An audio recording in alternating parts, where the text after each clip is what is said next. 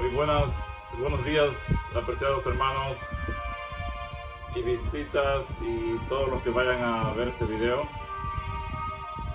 Estamos muy contentos de poder otra vez continuar con estos temas tan importantes acerca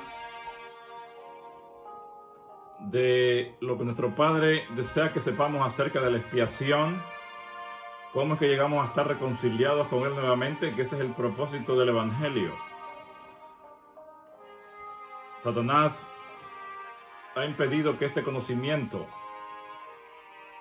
sea totalmente conocido en el mundo y tiene al mundo engañado con una idea falsa de la expiación. Y es tiempo ya de que esta luz salga a que todo el mundo la pueda ver. Por eso cuando Daniel, el ángel dijo hasta 2300 días y el santuario será purificado,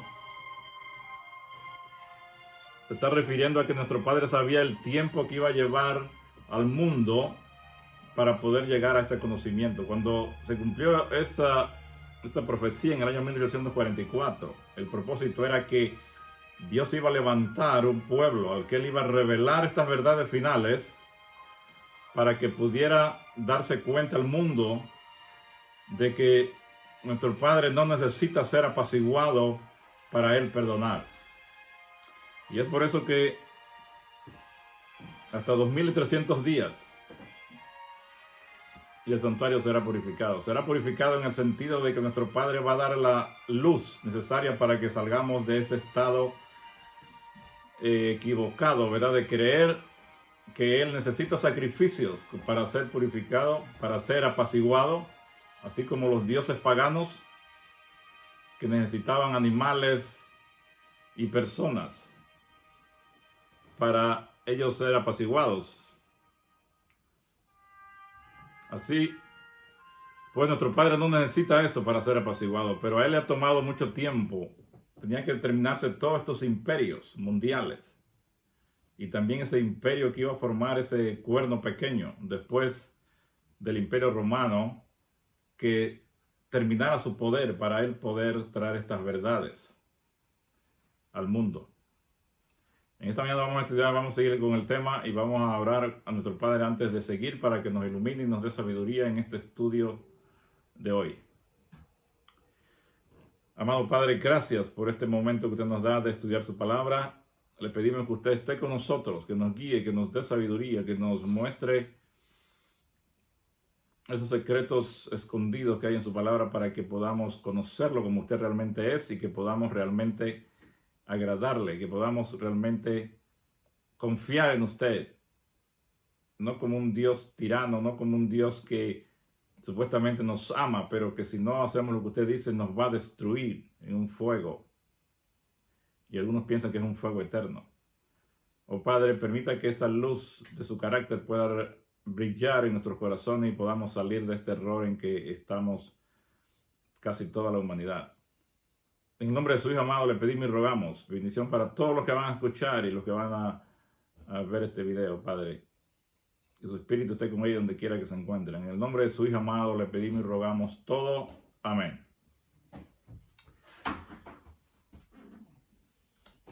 Muy bien, hermanos y amigos. Como decía nuestro Padre, ha esperado por 2300 días desde que le dio esta profecía a Daniel hasta 1844, cuando se cumple la profecía. Antes de eso, ya todo estaba preparándose para que el mundo tuviera la oportunidad de conocer estas verdades finales. Y por eso fue, como dije anteriormente, que apenas el poder de este cuerno pequeño terminó en 1798, las Biblias empezaron a imprimir y todo el mundo tenía oportunidad de tener una Biblia y era más fácil ahora poder conocer, estudiar más profundo estas verdades.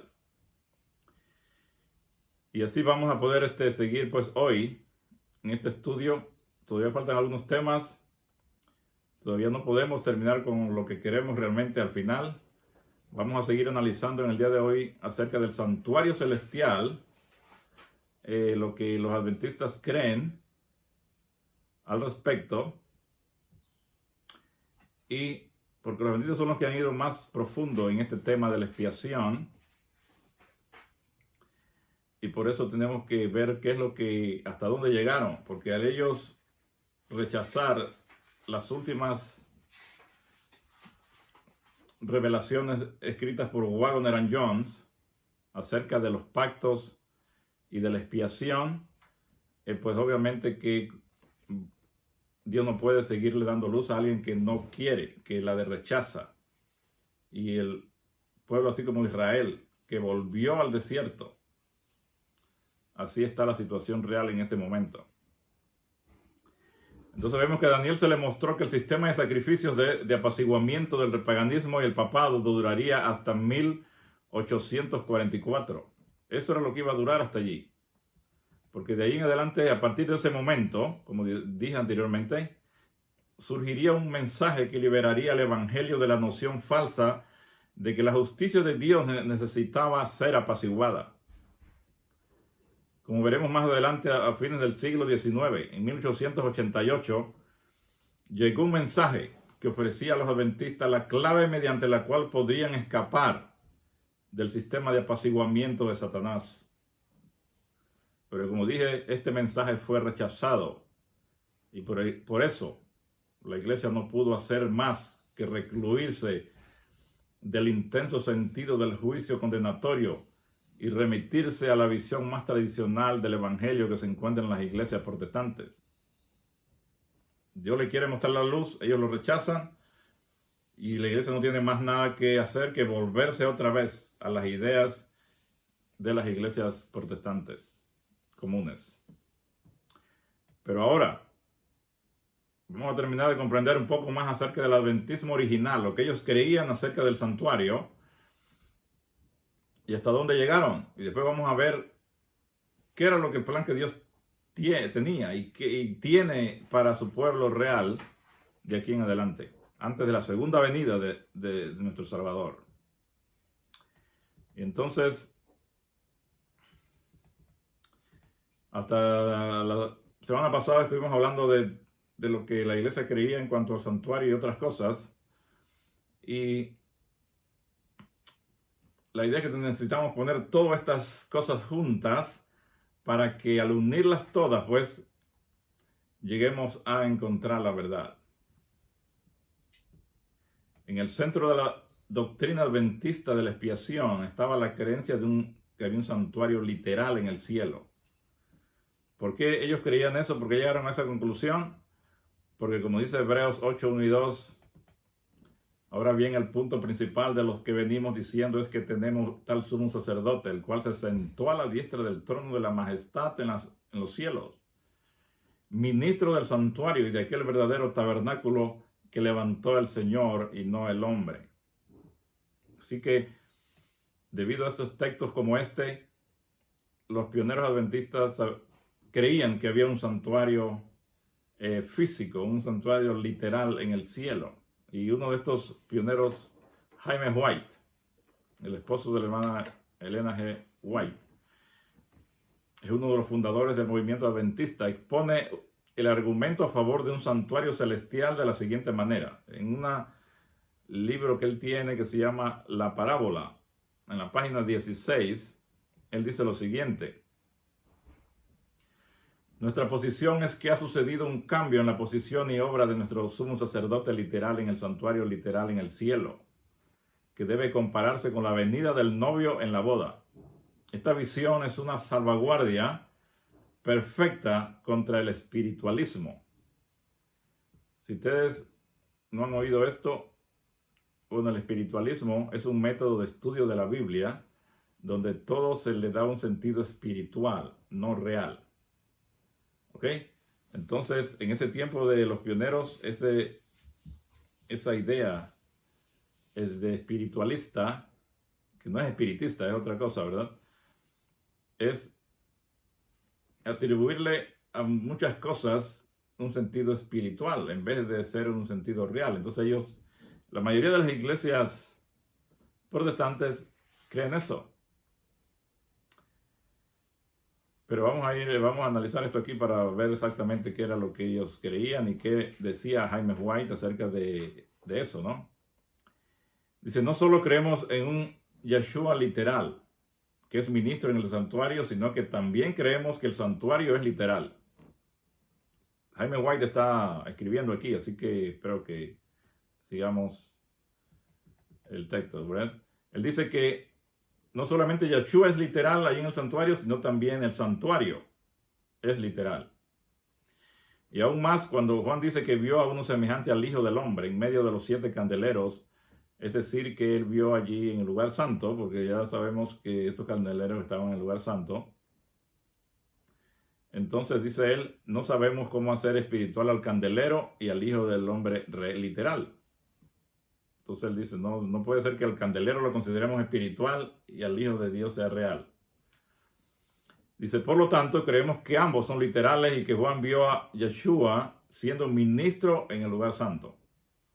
Juan también tuvo una vista de otra parte del santuario, allí en la narración de la 7ª trompeta, y dice, luego se abrió el santísimo, el lugar santísimo, dice que contenía el arca de los 10 mandamientos, para que nuestro gran sumo sacerdote entrara a hacer expiación por la limpieza del santuario. Así pues, él dice, si nos tomamos la libertad de decir que no hay un arca literal en el cielo que contiene los 10 mandamientos, podríamos ir solo un paso más allá y negar la ciudad literal y al Hijo de Dios literal. Ciertamente los adventistas no deberían elegir el punto de vista espiritual en lugar del que hemos presentado.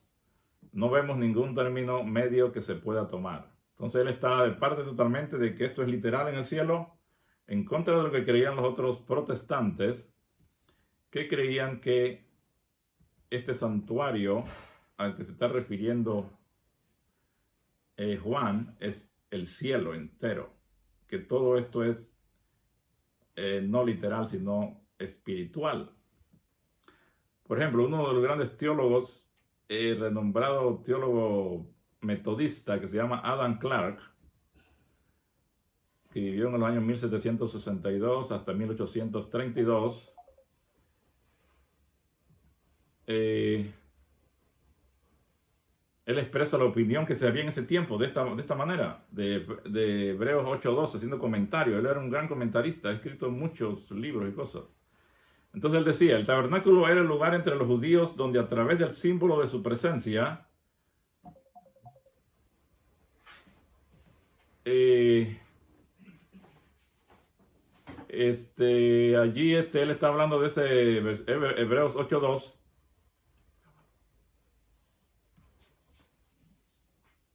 Y entonces él dice, el tabernáculo era el lugar entre los judíos donde a través del símbolo de su presencia habitaba Dios. Esto solo podría tipificar el cielo, donde habita Dios en su gloria esencial y se manifiesta a los ángeles y a los santos glorificados. Por eso el cielo se le llama aquí el verdadero tabernáculo, para distinguirlo del tipo.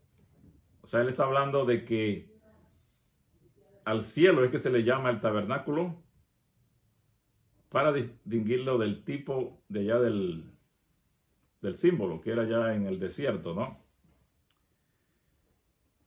Entonces él dice, ¿pero qué en cuanto al montaje de este tabernáculo? ¿Qué fue lo que el Señor levantó en el cielo? Entonces Clark continúa diciendo, el tabernáculo judío fue una obra del hombre, aunque hecho por dirección de Dios.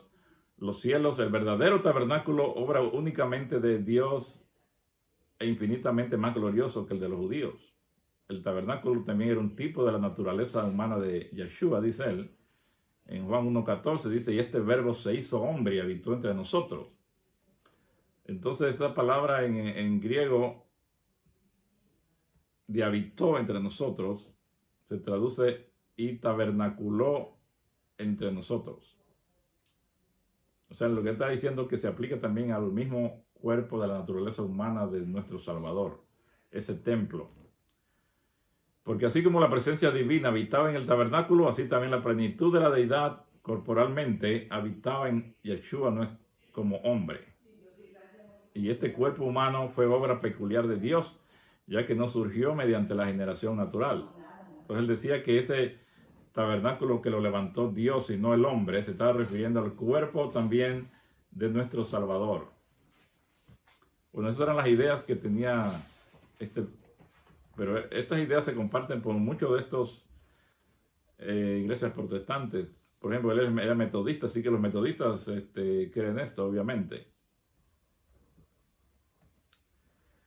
Así que él dice, o él indica que el tabernáculo erigido por Dios en Hebreos 8:2 es el cielo, y tal vez un esfuerzo por presentar algo más específico sugiere la naturaleza humana de nuestro Salvador como un templo corporal.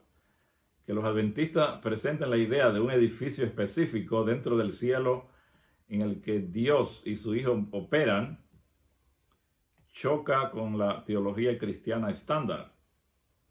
Esto se debe en gran medida a los credos de estos y lo que dicen acerca de Dios mismo. ¿Ok?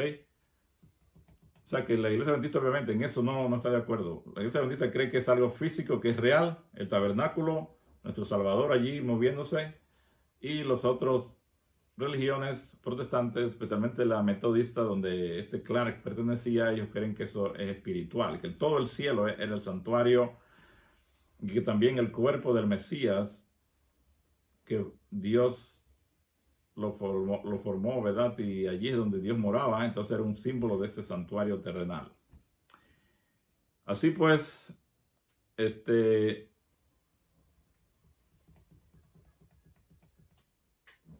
la iglesia anglicana tiene esto con respecto a Dios y por eso es que ellos se les hace fácil presentar esto de esta forma. Ellos dicen aquí en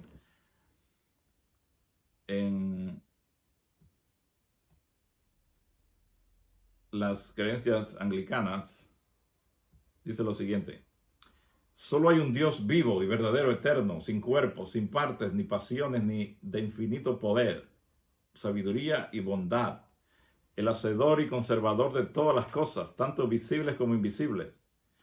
Y en la unidad de esta deidad hay tres personas, de una misma sustancia, poder y eternidad, el Padre, el Hijo y el Espíritu Santo. O sea que ellos creen en la Trinidad, creen que son un Dios formado de tres, que dice que no tiene partes, no tiene cuerpo, es eterno, de infinito poder y sabiduría y bondad. Entonces, para las personas que creen en la Trinidad,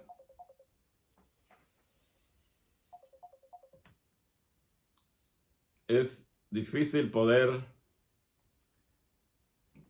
tener una idea como la tienen lo tenían los adventistas pioneros en aquel tiempo, aunque tengo que hacer notar que después de los adventistas rechazar estas verdades de Waggoner and Jones, ellos volvieron otra vez para atrás, como el cangrejo, ¿verdad? Van para atrás y otra vez adoptan esta idea de la Trinidad, donde ellos habían salido. Todos estos que formaron la iglesia adventista salieron de otras iglesias protestantes y todos ellos creían en la Trinidad. Pero nuestro Padre les revela que eso no es la verdad, y ellos en las creencias fundamentales de los adventistas, si nosotros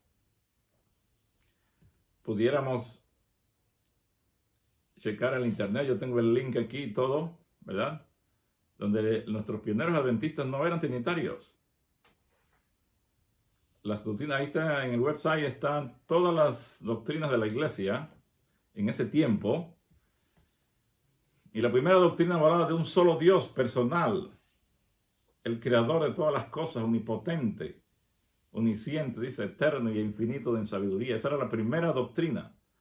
Dice, verdad y misericordia, inmutable y presente en todas partes por su representante, el Espíritu Santo. Eso era lo que ellos decían, que el Espíritu Santo era el representante de Dios. Es como la presencia de Él mismo en todas partes.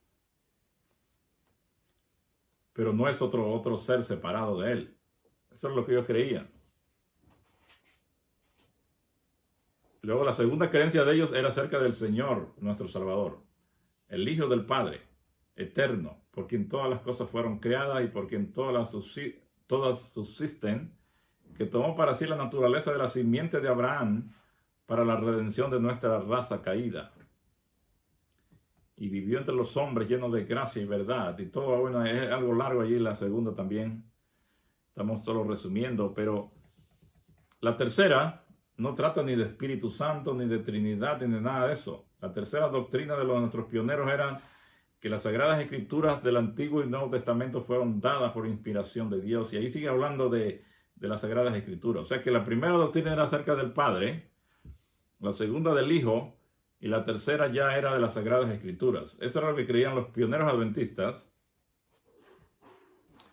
Y usted lo puede ver aquí, si lo desean ustedes, voy a poner ese link aquí en este sermón abajo para que puedan ustedes comprobarlo por ustedes mismos, que no estamos pues diciendo cosas que no son. Pero ahora si usted va a la Iglesia Adventista, el website de la Iglesia Adventista y lee estas verdades acerca de la Trinidad, mejor dicho, si lee las 28 doctrinas fundamentales, usted va a ver que han cambiado, comparadas a las que creían los pioneros. ¿Y qué creen ahora? Si usted lee allí va a ver que la primera doctrina es acerca de las Sagradas Escrituras. Allá en los pioneros la tenían como tercera, aquí ellos la ponen de primero. Y ahí está una cosa larga, pues ahí tienen todos los textos y todas las cosas que apoyan pues la doctrina y no tenemos ningún problema con eso, pero en la segunda doctrina fundamental de la iglesia actual, adventista, hablan de la deidad. Eso no estaba allá con los pioneros. Aquí dice, hay un solo Dios, Padre, Hijo y Espíritu Santo, una unidad de tres personas coeternales. Dios es inmortal, todopoderoso, omnisciente sobre todo y omnipresente, es infinito y más allá de la comprensión humana, pero conocido a través de su autorrevelación. Y ahí sigue hablando y da muchos textos. Y luego la tercera doctrina es acerca del Padre. Y dice que Dios el Padre eterno es el creador, proveedor, sustentador y soberano de toda la creación. Él es el justo y santo, misericordioso, gentil, lento para la ira y todo lo demás, ¿verdad? De ahí también están los textos. Luego sigue el Dios Hijo, dice. Se le pone así, Dios Hijo. Jesucristo, pues así mismo dice. Entonces, la cuarta doctrina, pues, es Dios el Hijo. Allá en los pioneros ellos no le decían Dios el Hijo, tampoco. Y ahora en la quinta doctrina, que es la que quiero recalcar, dice Dios el Espíritu Santo. Así que hermanos, y ahí empieza a hablar del Espíritu Santo. Dios Espíritu Santo fue para parte activa con el Padre y el Hijo en la creación, la encarnación y la redención. Él es tan persona como lo son el Padre y el Hijo. Él inspiró a los autores de las Escrituras, llenó la vida de Yeshua con poder. Él atrae y convence a los seres humanos, a aquellos que responden. Y bueno, ahí tiene un montón de textos que obviamente vamos a tener que después un tema solo para eso, para que podamos ver que esta doctrina no es bíblica y los pioneros por eso ellos no la tenían parte de sus doctrinas. Así que podemos ver la diferencia entre las doctrinas de los pioneros. Ellos tenían la primera doctrina al Padre, la segunda doctrina al Hijo, y la tercera doctrina ya era acerca de la Biblia, las Sagradas Escrituras. Ahora en la actualidad tenemos como primera doctrina acerca de la palabra de Dios, la segunda doctrina acerca de la deidad o Trinidad, como ellos le llaman, formada por el Padre, Hijo y Espíritu Santo. Luego la tercera es acerca del Padre, la cuarta acerca del Hijo y la quinta acerca del Espíritu Santo, pero a todos los llama Dios Padre, Dios Hijo, Dios Espíritu Santo. Así que podemos ver claramente que hay una gran diferencia entre lo que creían nuestros pioneros, incluyendo Elena G. de White, y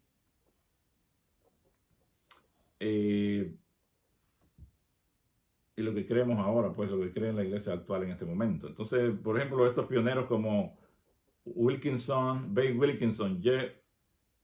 Washburn, defensores de la verdad que creían los pioneros, ellos defendieron esto a capa y espada, pero finalmente la doctrina católica y pagana de la Trinidad se aprobó y se introdujo en la IASD en el año 1980. Tuvieron que esperar 65 años después de la muerte de Elena G. de White para que se metiera esta doctrina en la iglesia como una doctrina fundamental. ¿Por qué no? ¿Por qué esperaron tanto? Y ellos así, por ejemplo, decían, estos pioneros,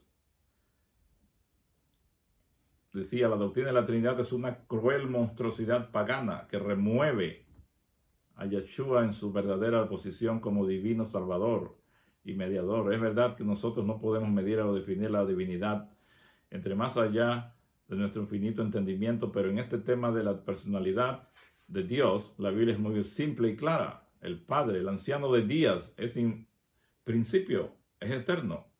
Yeshua fue nacido del Padre. Yeshua, hablando por el salmista, dice, Yahweh me ha dicho, mi hijo eres tú, yo te he engendrado hoy. Obviamente hoy no estamos hablando de la Trinidad ni de nada de este, no es el tema, ¿verdad? Pero con respecto a lo que estamos diciendo del santuario y de la expiación, para estos grupos protestantes que creen en que estas cosas en el cielo no son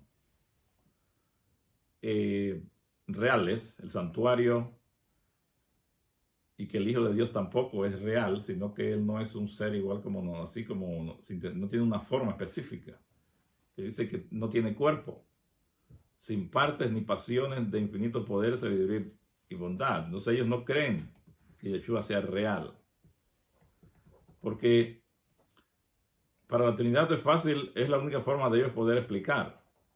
Eso de creer que 3 en 1 y 1 en 3, ¿cómo puede ser eso? Eso es algo totalmente absurdo, ¿no? Ni matemáticamente, ni científicamente, ni de ninguna forma, ni lógicamente, tiene sentido eso, que 3 en 1 y 1 en 3. La Biblia es clara. Y la Biblia es clara al respecto. Por eso 1 Corintios 8, 5 y 6 habla claramente de eso. Para nosotros, dice el apóstol Pablo, para nosotros solo hay un Dios, que es el Padre. El Dios en todos los aspectos, el verdadero, el único, es el Padre. El Hijo es el Hijo de Dios. Es divino porque nació del Padre, así como un hijo humano engendra la naturaleza humana de su Padre. Así el Hijo también. Pero no porque sean iguales en tiempo y todo, de que hayan salido al mismo tiempo o que tengan la misma edad. O sea, eso no tiene apoyo bíblico. Entonces,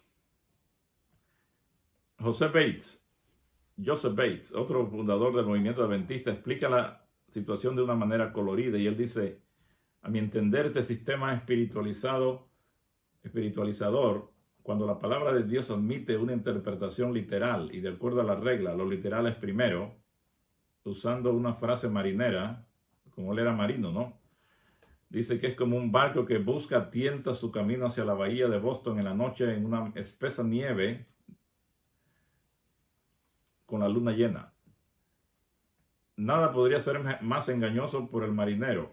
Las nubes voladoras en un momento iluminan el firmamento por la delgadez de su vapor, alentando al marinero a creer que ahora verá el faro. Es como está narrando como cuando un marinero en un barco se va acercando al muelle, pero como está tan oscuro, de repente llegan ráfagas y así más o menos pueden ver algo, pero de repente se les borra la cosa y como no pueden ver claramente, de repente ya se encuentran el barco chocado totalmente y estrellado contra las rocas. Entonces él está haciendo una comparación allí de lo que sucede cuando uno tiene esta visión, así como él decía que tenían los otros. Dice, y toda esperanza se ha desvanecido para siempre, barcos y marineros esparcidos por toda la playa porque no pudieron ver, porque estaba pues el panorama bien oscuro, ¿no? Dios bueno, ayúdanos a mantenernos alejados de estas interpretaciones espiritualistas de tu palabra, donde se deja tan claro que la segunda venida y el reino de Yeshua serán tan literales y reales como los eventos que ocurrieron en el primer advenimiento, ahora registrados en la historia. O sea, él está abogando porque debemos creer que estas cosas van a ser reales, la venida de Él, porque de acuerdo a la mentalidad de estas otras religiones, ellos no creen que estas cosas son reales, sino las toman en una forma espiritualista. Entonces Jaime White también habla de eso y dice, ¿qué es Dios? Es una inteligencia material y organizada que posee cuerpo y partes. Él tiene forma de hombre. ¿Qué es Yeshua, el Mesías? Él es el Hijo de Dios y es como su Padre, siendo el resplandor de la gloria de su Padre y la imagen misma de su sustancia. Él está describiendo lo que nosotros, los adventistas, pues creían en ese tiempo, y como vimos en las doctrinas, ellos creían que era el Padre y el Hijo, y por medio del Espíritu Santo, que es el representante de ellos, ¿verdad? Dios puede estar presente en la tierra y en cualquier lugar donde Él desea estar, porque ese Espíritu es omnipresente, es la capacidad de Él que tiene de poder estar en todas partes, de poder hacer lo que Él desea y donde Él desea. Es por esas cualidades que tiene, ¿verdad? De omnipotencia, omnipresencia, omnisciencia. El Espíritu de Dios tiene esas cualidades y por eso Él puede ser así. No necesita una persona que esté actuando en la tierra como espíritu cuando Él tiene la capacidad en Él mismo de estar aquí por medio de su Espíritu. ¿Entienden, hermanos? Entonces el Padre es el Dios, único Dios verdadero, como Yeshua dice en Juan 17:3. Y esta es la vida eterna, que te conozcan a ti, el único Dios verdadero. El Padre es el único Dios verdadero en todos los sentidos, como dije. Y el Hijo a veces se le dice como divino, porque obviamente su naturaleza es divina. Tiene todas las cualidades que tiene el Padre. Pero obviamente que es el Hijo de Dios. Y para ser hijo significa que vino después del Padre. Y por eso en 1 Corintios, hablando de la relación entre el Padre y el Hijo y el hombre, él dice que Yeshua es la cabeza del hombre y no, el hombre es la cabeza de la mujer, Yeshua es la cabeza del hombre y Dios es la cabeza de Yeshua. Obviamente que está tirando por tierra la Trinidad allí, porque en la Trinidad los tres son iguales y coeternos, de acuerdo a lo que las personas que creen esto, ¿no? Dice, él dijo, el hombre fue hecho a la imagen de Dios y dijo Dios, hagamos al hombre a nuestra imagen conforme a nuestra semejanza. Y creó Dios al hombre a su imagen, a imagen de Dios lo crió. Véase también allí también otro 1 Corintios 11:7 y Génesis 9:6. O sea, el hombre fue hecho a la imagen de Dios tanto en su forma física como espiritual. Las personas que son espiritualistas entonces no quieren creer que Dios realmente, el Hijo, tenga una forma específica como nosotros, sino que es un Dios sin forma. Y cuando dice que lo hizo a la semejanza, a la imagen de Dios, ellos dicen que es en el sentido moral, que somos igual a Dios, pero no en el sentido físico. Pero nosotros vemos muchos textos en la Biblia donde nos habla de que Dios tiene estas mismas partes que nosotros tenemos. Aunque Él sea espiritual, pero Él tiene una forma definida, y nosotros, si salimos a su imagen de Él, entonces Él tiene lo mismo que tenemos nosotros porque fuimos hechos a su imagen. Y Él tiene brazos, ahí Él tiene manos, tiene ojos, tiene oídos, todo. Si ustedes lo pudieran ver en el cielo, que si vemos cuando lleguemos al cielo y lo veamos, o los ángeles que lo ven todos los días, iban a ver lo que Él es igual a nosotros en su apariencia, en cuanto a que tiene las mismas cosas que nosotros tenemos. Una cabeza, un cuerpo, brazos, piernas, solamente que es enorme de tamaño, ¿no? Y glorioso. Y ahí el Apocalipsis a veces relata como sus ojos, como llamas de fuego, ¿verdad? Y toda la cosa que Él es. Porque esto que estoy diciendo es porque estas religiones protestantes, ellos creen que Dios es espiritual, que Él no tiene un cuerpo definido. ¿Por qué? Porque entonces eso le tira por tierra a la Trinidad que ellos creen, que los tres están unidos en uno solo.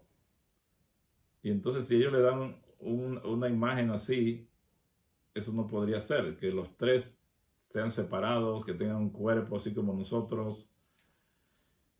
Eso les tiraría por tierra su argumento. Entonces, pues, obviamente, pues no creen en eso, ¿no? Aquellos que niegan la personalidad de Dios dicen que aquí imagen no significa forma física, sino imagen moral. Imagínense, no quieren aceptar que se está refiriendo a la forma física. El argumento de ellos es el siguiente, que el hombre fue hecho a la imagen moral de Dios. Segundo, Dios es un ser inmortal. Y tercero, por tanto, todos los hombres ahora son inmortales. Imagínense ese razonamiento. Por este modo de razonamiento también probaría que el hombre es omnipotente, porque entonces si nosotros decimos, el hombre fue hecho a la imagen moral de Dios. En segundo lugar, Dios es omnipotente, omnisciente y omnipresente. Por lo tanto, el hombre también es omnipotente, omnisciente y omnipresente. Y vemos que eso es totalmente falso. Nosotros ni somos omnipotentes, ni, aunque tenemos la imagen de Dios, eso no significa que vamos a tener las mismas características de Él. Solamente que Él nos hizo su imagen y semejanza en su forma física, exterior, en nuestra forma, en nuestra fisonomía. Somos una imagen de Él. Pero obviamente que no vamos a tener sus capacidades mentales. Él nos ha dado una capacidad determinada, pero no igual a la de Él, ¿no? Aquello que prueba demasiado no prueba nada en concreto, por lo tanto no se puede sostener la posición de que la imagen de Dios significa su imagen moral. O sea, nada más analizando esto nos damos cuenta que eso no tiene sentido, ¿verdad? Moisés allá le dijo que le mostrara su rostro y él dice, no te puedo mostrar mi rostro, pero dice, yo te voy a poner en hendidura de la peña y con mis manos voy a taparlo allí y apartaré mi mano hasta que veas mis espaldas, pero mi rostro no será visto, porque nadie lo puede ver y vivir, ¿verdad? A nadie humano. Pero pues sabemos que en el cielo los ángeles ven, dice, el rostro de nuestro Padre que está en los cielos, lo ven todos los días. Y cuando lleguemos al cielo, con la ayuda de nuestro Padre Celestial, vamos a poder verlo también, como dice, cara a cara, ¿no? Aquí Dios le dice a Moisés que verá su forma. Decir que Dios le hizo parecer a Moisés que vio su forma, pero cuando él no tiene forma, es acusar a Dios de añadir a la falsedad una especie de malabarismo engañoso a su siervo Moisés. Si Dios fuera un Dios que no tiene forma, entonces decirle a Moisés, mira, tú vas a ver mi espalda, te voy a tapar, no vas a poder ver mi rostro. Entonces nuestro Dios estaría diciéndole mentiras a Moisés sin ningún motivo. ¿Para qué iba a ponerse a decir eso, no? Y sabemos que nuestro Padre tampoco miente. Así que nuestro Padre y el Hijo son seres con una forma como la de nosotros, obviamente perfecta y enorme de tamaño, porque todos nosotros hemos sido afectados por el pecado en todos los aspectos y cada día nos vamos degenerando más, pero todavía mantenemos esta fisonomía que es parecida a la que Él tiene. O sea, tenemos cabeza, como dije, brazos, piernas, cuerpo. Venimos de Él, somos una imagen de Él, no en lo espiritual solamente o moral, sino en lo físico. Pero los credos católicos y protestantes rechazan esto de manera categórica y consideran tales proposiciones como absurdas. Ellos consideran que esto es absurdo, creer que Dios tiene un cuerpo igual que nosotros y que se parece así en la forma a nosotros, ¿no? La doctrina de la Trinidad espiritualiza la doctrina adventista de la expiación y de este modo neutraliza el significado de la tipología del Antiguo Testamento en relación con la expiación. Una vez más, el Joseph Bates decía, Daniel el profeta enseña la misma doctrina. Dice, vi en visiones nocturnas y aquí uno como el Hijo del Hombre vino con las nubes del cielo y vino al anciano de días. O sea, todos nuestros pioneros ellos tenían una idea clara, pues que esto no era que nuestro Padre tiene una forma definida y que no era como la gente en general se creía eso en las otras denominaciones protestantes. Y ahí vemos que en esa visión de Daniel 7, 13 y 14, donde nuestro Salvador Yeshua se acerca al anciano de días, podemos ver claramente que Y no es porque estuviera anciano, sino que es de alguna forma para que uno se pudiera determinar la diferencia entre el padre y el hijo. Porque sabemos que ellos no van a tener edad. Pero lo que es importante es que lo muestra como alguien real, como una persona que tiene todo, cabellos, cuerpo, todo lo demás que tenemos nosotros. No son un espíritu sin forma, como la mayoría de las iglesias cree.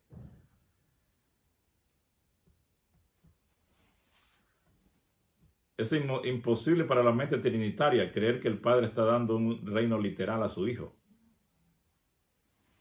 Solo puede ser un gesto simbólico a los efectos del plan de salvación, y este es el ingenio desolador de la Trinidad.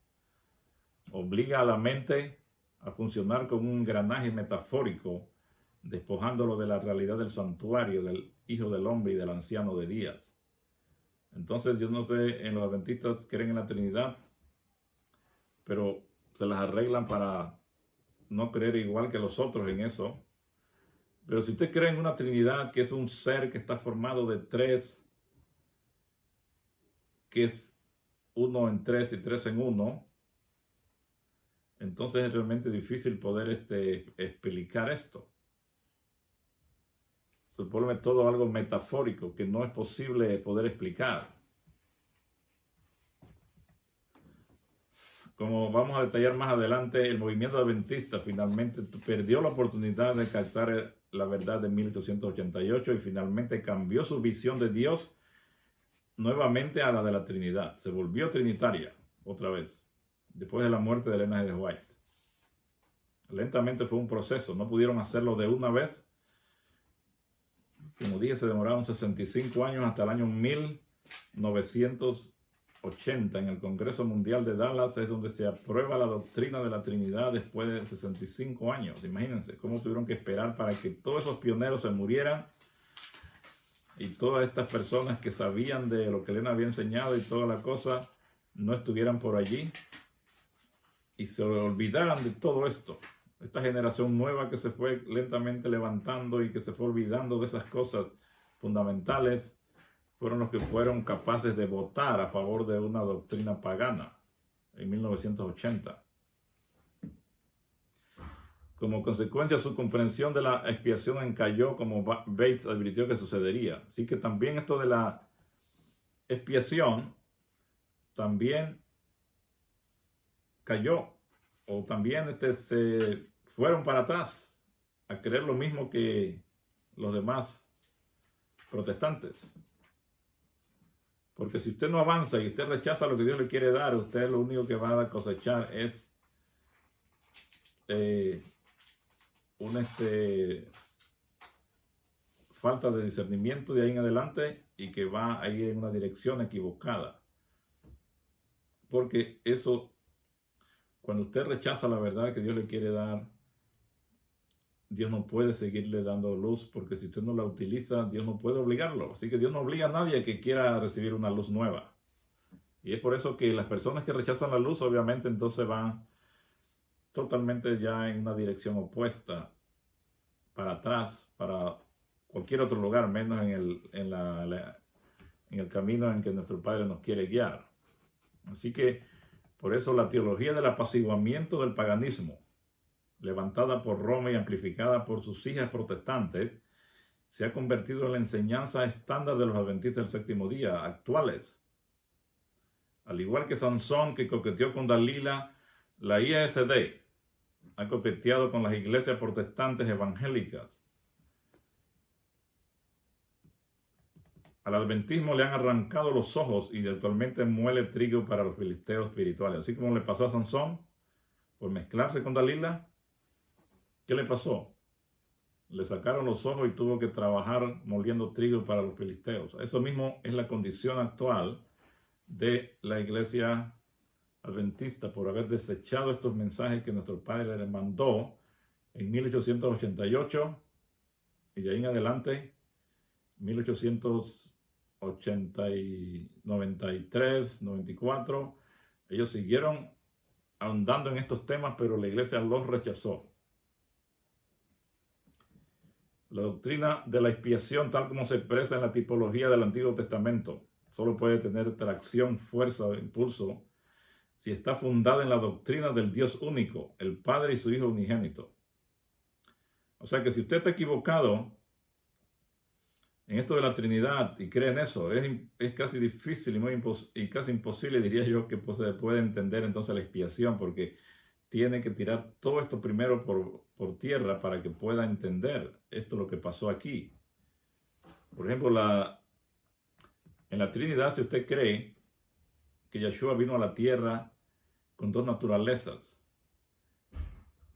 pero que cuando Él muere, solamente muere la parte humana porque la parte divina no puede morir,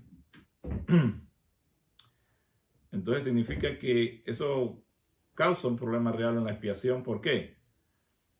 Porque si solo muere la parte humana, ¿cómo Él con la parte humana va a pagar por toda la humanidad?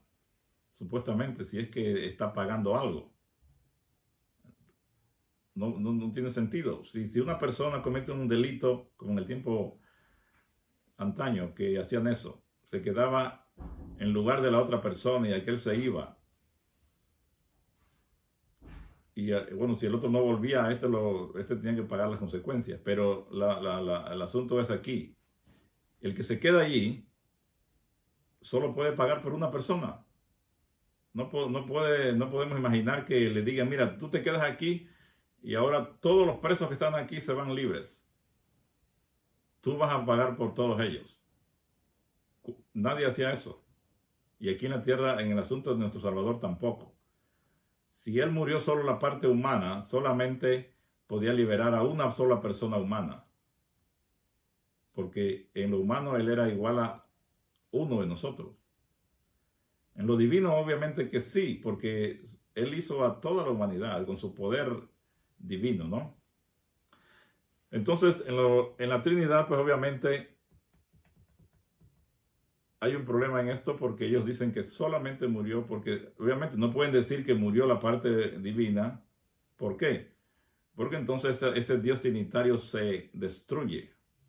Porque si en un momento determinado uno de los tres se muere o ya no existe, entonces la Trinidad se viene abajo. Se destruye esa unión de uno en tres y tres en uno. ¿Verdad, hermanita? Así es. Ok, entonces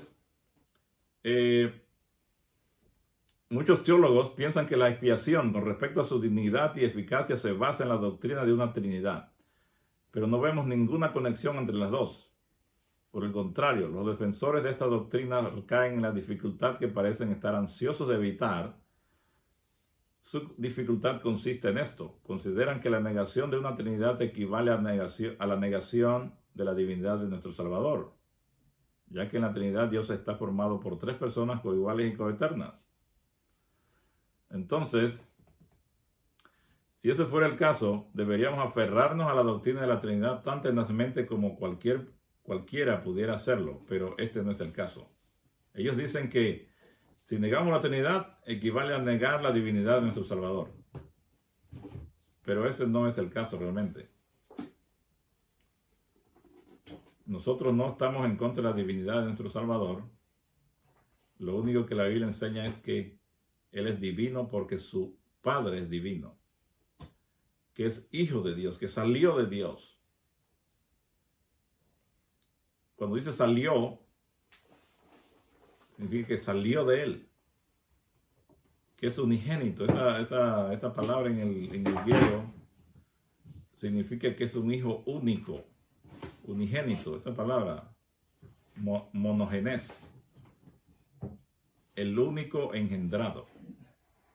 Cuando la Biblia dice que Él es unigénito, así como algunos otros hijos en la Biblia, Él significa que era el hijo único. Y esa es la palabra que se usa para nuestro Salvador. Él es el hijo único, el hijo unigénito.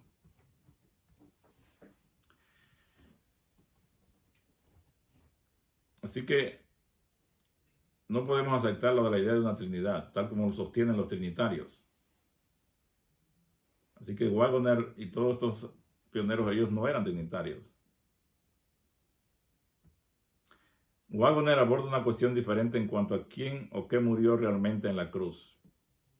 Los trinitarios sostienen que el término Yeshua o Cristo, como ellos le llaman, ¿verdad?, comprende dos naturalezas distintas y separadas.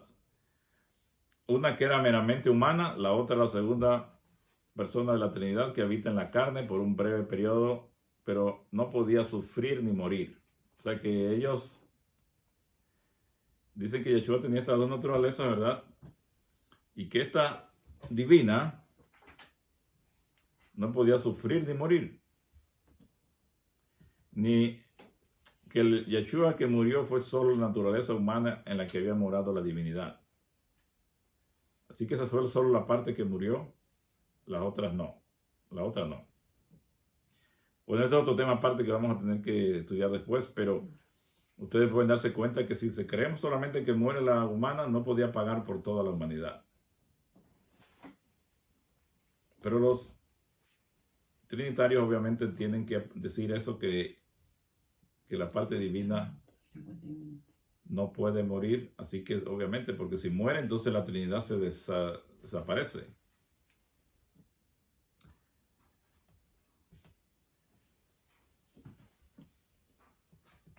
Y dice que fuera, si solo moría la humanidad, el sacrificio sería solo humano.